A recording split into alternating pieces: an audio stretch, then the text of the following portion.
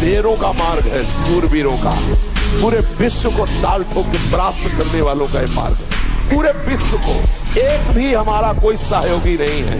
जब हमारे मन ही, बुद्धि, चित्त यही हमारे सहयोगी, नहीं तो बाहर कौन सहयोगी होगा। साधक केवल अकेला, एक तरफ विश्व, एक तरफ अकेला।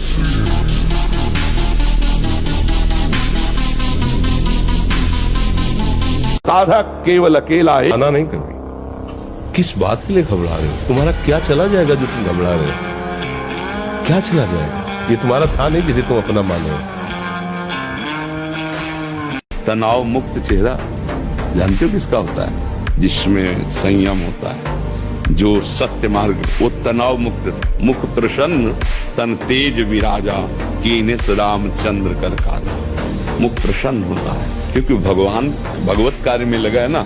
गंदे आचरण वाला कभी किसी को देख लेना, उसका चेहरा ही ऐसा।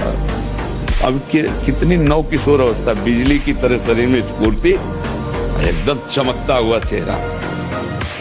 ब्रह्मचारी ऐसा थोड़ी होना चाहिए कि हम चार बुरे आचरण करने वालों को देखकर हमारा मन बुरे आचरणों में चला जाए। ये तो बहुत गलत बात है भाई।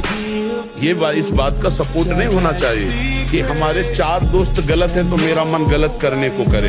ऐसा करेगा, ये तो बहुत गंदी बात है। मन करे लेकिन तुम कभी मत करना। तुमको हिम्मत रखना, गलत आचरणों में नहीं। अगर आप कोई ऐसी गलत क्रिया करते हैं, गलत आहार करते हैं, तो ही ऐसा है। नहीं, ये कोई ऐसी नहीं कि स्वाभाविक प्रवाहित होता रहे, ऐसा नहीं। ये आपकी गलती का परिणाम है। आपने बहुत ही गलत कार्य किए, अपने ऊपर गलत किया, इसीलिए आपकी दुर्दशा है कि आपकी धातु जाते। ये धातु रुक जाते किनको होते हैं? विषयी पुरुष को, पामरों को, जो नीच प्रकृति से नीच क्रियाएं करते हैं। आप यदि गलत क्रिया नहीं कर रहे हैं और आपका पेट साफ है तो विश्वास मानो, ये ब्रह्मचर्य वो चीज नहीं कि स्वाभाविक नष्ट होती जाए। जिनको ये है कि होती है, तो यदि 8 दिन में आपने नष्ट किया है और अब आप रोकना चाहते हैं तो वर्षों आप नहीं रोक सकते। वो 8 दिन 10 दिन के अंतर्गत नष्ट होगा, स्वाभाविक नष्ट होगा। अगर आप छेड़ेंगे नहीं तो धीरे धीरे अंतराय बनता चला जाएगा, एक दिन आप ब्रह्मचारी हो जाएंगे। अगर आप कोई ऐसी गलत क्रिया करते हैं, गलत आहार करते हैं, तो ही ऐसा है। नहीं, ये कोई ऐसी नहीं कि स्वाभाविक प्रवाहित होता रहे, ऐसा नहीं। ये नई नई अवस्था के बच्चे धातु रोग से ग्रसित हो रहे हैं, कमर दर्द कर रही है, आंखों में कम दिखने लगा है, ये परेशानियां, वो परेशानियां। इसका कारण आप हैं। आप देखिए ना, इस विषय पर कोई चर्चा नहीं करना चाहता, न सुनना चाहता है। केवल पशुवत आचरण के लिए छूट मिल जाए, बस। सावधान रहिए। जैसे 2 किलोमीटर दौड़ लगाओ, 2-4 लीटर पानी शरीर को, जो पेट साफ रहे, नस नाड़ियों से गर्मी शांत रहे, नहाने के समय उदर में ज्यादा ठंडा पानी ऐसे डाले, कुछ देर प्राणायाम व्यायाम करे, सात्विक आहार करे, गंदी बातें न सुने न देखे न। मुझे लगता है ब्रह्मचर्य बच्चा पक्का हो जाएगा। ब्रह्मचर्य एक तपस्या है बच्चा, ये कोई साधारण तो है नहीं तो सबको ही रह लेता।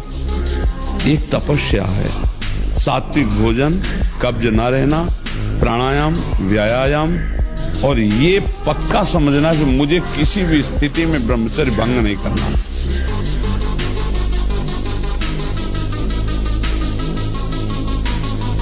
ये जितनी भी गंदी बातें हैं, मदिरा पान करना, मांस खाना, जुआ खेलना, बेविचार करना, ये सब महापाप है। बुद्धि को भ्रष्ट कराकर ऐसे जीव को नष्ट करना, ये समझ में नहीं आता। मनुष्य शरीर बड़ा अमूल्य है बच्चा, ये बार बार नहीं मिलता है।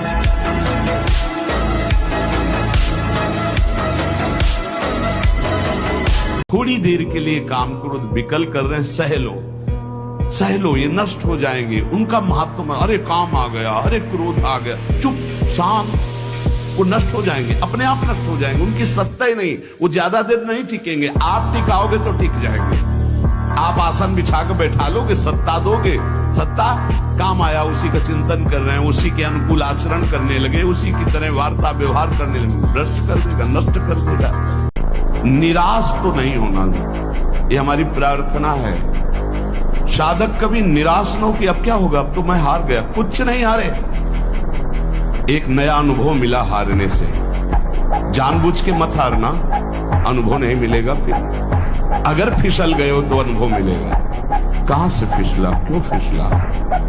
अंतिम श्वास तक हारना नहीं है, हारते हुए भी हारना नहीं। ये बात मान लेना।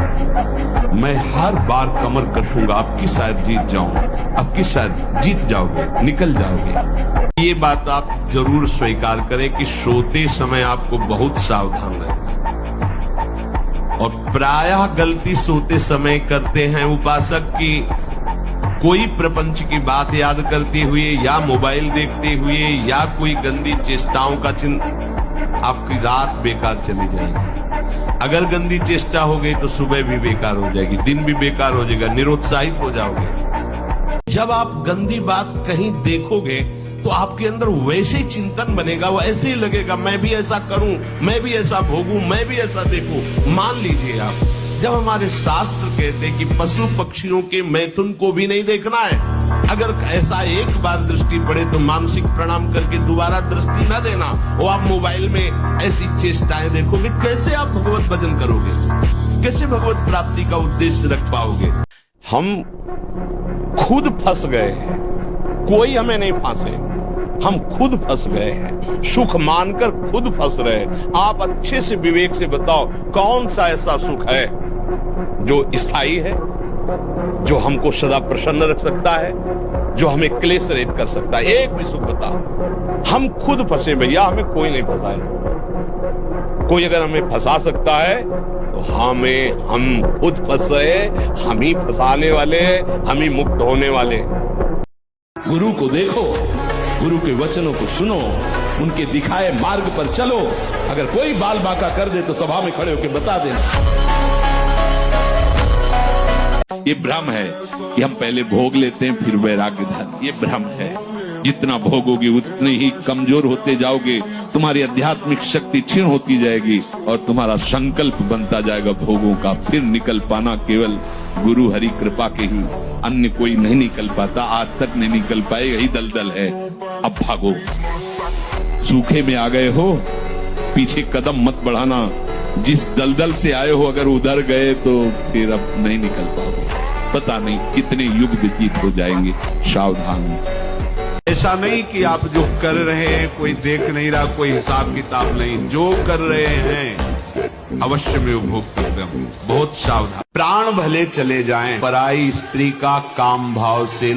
आज जैसे आपने सुना, एक क्षण में आपको लगा कि मैं छोड़ दूंगा, ऐसा लगता है आज कभी। पर जो अंदर वृत्तियां हैं आपकी, वो ये बात नहीं मानेगी। अभी कसम खा लो वृंदावन की, जिसकी जो चाहो, अभी शीतलता आ जाएगी। त्यागाच्छान्तरम, अभी हृदय शीतल। हाँ, आज के बाद कभी नहीं, हटो यहां से। अब जो वृत्तियां हैं वो आपको जलाएंगे। उस जलन को कोई शैजा, उसी को महात्मा कहते हैं। कृष्णाय वासुदेवाय हरे परमात्मने प्रणतः क्लेश नाशाय गोविंदाय नमो। इसका जप करो। ये भी वासना मत आने दीजिए कि कोई आपको जाने कि आप साधन भजन करते हैं। ये सूक्ष्म विषय कह रहा हूं। हृदय में साधक की ये बात रहती है कि मैं जो एकांतिक साधना करता हूँ, मैं बहुत संयमी हूँ, मैं बहुत शुद्ध साधक हूँ, श्रेष्ठ साधक हूँ। ये वासना बाहर प्रकाशित होने के लिए अंदर प्रेरणा करती है कि सामने वाला समझे, चार लोग समझे बहुत त्यागी साधक है। जहां कहीं ऐसी भावना आने लगे तो उसके विपरीत करना। विषयों का सेवन शरीर से भी ज्यादा घातक है मानसिक सेवन। समझना, साधक क्या समझता है कि मैंने कोई क्रिया तो की नहीं, अच्छा बहुत चतुर है, मानसिक पाप लगता नहीं। गलत बात समझिए। शारीरिक सेवन से ज्यादा गंदगी पैदा होती मानसिक चिंतन से। शारीरिक सेवन से उतना सुखासक्ति नहीं पैदा होती जितनी मानसिक चिंतन से। देखना,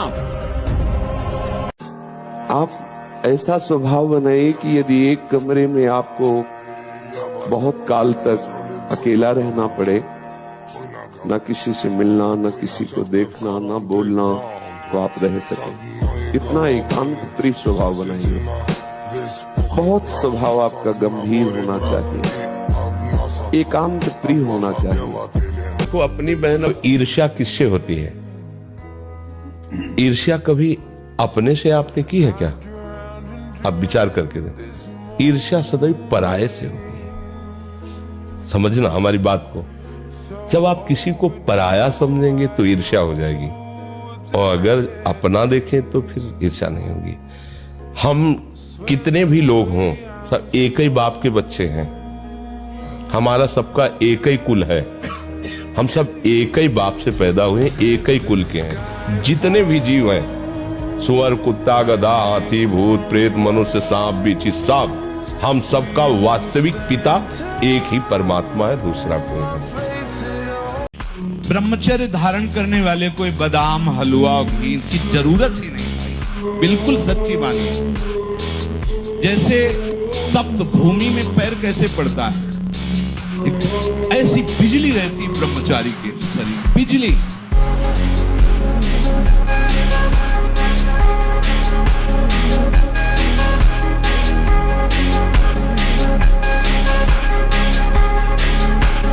स्मरण शक्ति, धारणा शक्ति, संकल्प शक्ति, इच्छा शक्ति और उत्साह शक्ति और शरीर शक्ति, ये शक्तियां उसके अंदर प्रकाशित होती हैं जो ब्रह्मचर्य का पोषण करता है।